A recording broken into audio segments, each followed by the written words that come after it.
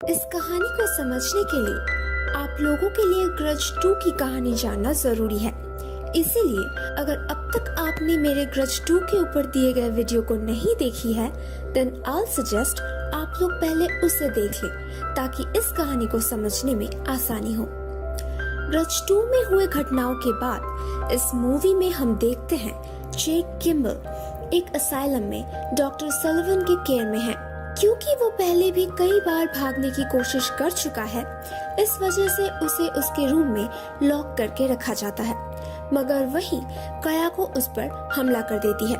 इस हमले को सिक्योरिटी कैमरास पर देखा जाता है, मगर काया को कैमरे में दिखती नहीं है। और जब तक डॉक्टर सलिवन सिक्योरिटी ऑफिसर को लेकर जेक के कमरे तक आते हैं, तब तक जेक मर चुका होता है। इस घटना की खबर जब टोक्यो पहुंचती है, तो कायाको की छोटी बहन नाओको, जिसे अपनी बड़ी बहन के हॉन्टिंग्स के बारे में पता होता है, शिकागो के लिए रवाना होती है। जिस अपार्टमेंट में जेक रहा करता था, वहाँ रेनोवेशन का काम चल रहा होता है। जो बचे खुचे रेसिडेंट्स थे, उनमें से कुछ लोग तोशियो को देख पाते हैं और इस श्रापित अपार्टमेंट से जुड़े कई लोग मरने लगते हैं, जैसे कि रेने की गूंगी बेटी ब्रेंडा, रोज की बेबीसिटर और फैमिली फ्रेंड ग्रेचन, लीसा का बॉयफ्रेंड एंडी और मैक्स के बॉस मिस्टर प्रॉस्की। डॉक्टर सलिवन जब जेक की मौत के सिलसिले में छानबीन करने के लिए उस अपार्टमेंट के रेसिडेंट से बात करती हैं, तो उन्हें पता चलता है जेक जिस छोटे से लड़के के बारे में बातें करता था, कई और लोगों ने भी उसे देखा है। डॉक्टर सलिवन जब इस बारे में और छानबीन करने लगती है, तो काया को उन्हें मार डालती है। इसी दौरान नाओको उस अपार्टमेंट में रहने के लिए आती है।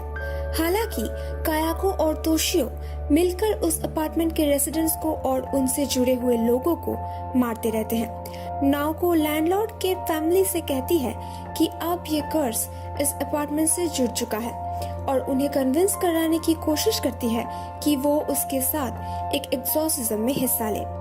लैंडलॉर्ड की बहन लीसा उसके साथ कोऑपरेट करने से साफ मना कर देती है, मगर जब उसके भाई मैक्स को ताकियो की आत्मा पोसेस कर लेती है, तो वो सोच में पड़ जाती है और राजी हो जाती है। नाओको उन्हें आगाह कर देती है कि एक्सॉर्सिज्म के दौरान कोई भी बाधा नहीं आनी चाहिए, और वो लीजा और मैक्स की बहन रोज को कहती है कि इस एक्सॉर्सिज्म को पूरा करने के लिए उसे कायाको का खून पीना होगा। लीसा इस बात से साफ मना कर देती है। ताकियो द्वारा पोजेस हुए मैक्स को जब नाओको के इस योजना के बारे में पता चलता है, तो वो उसे मार डालता है और लीजा को मारने के लिए कायाको उसका पीछा करती है।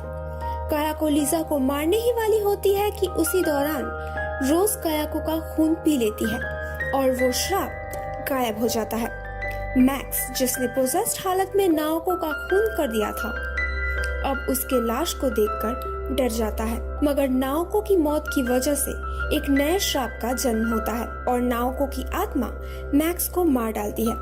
मूवी के खत्म होने से पहले हम व्यूअर्स देखते हैं कि रोज अब कायाको के आत्मा की कब्जे में है।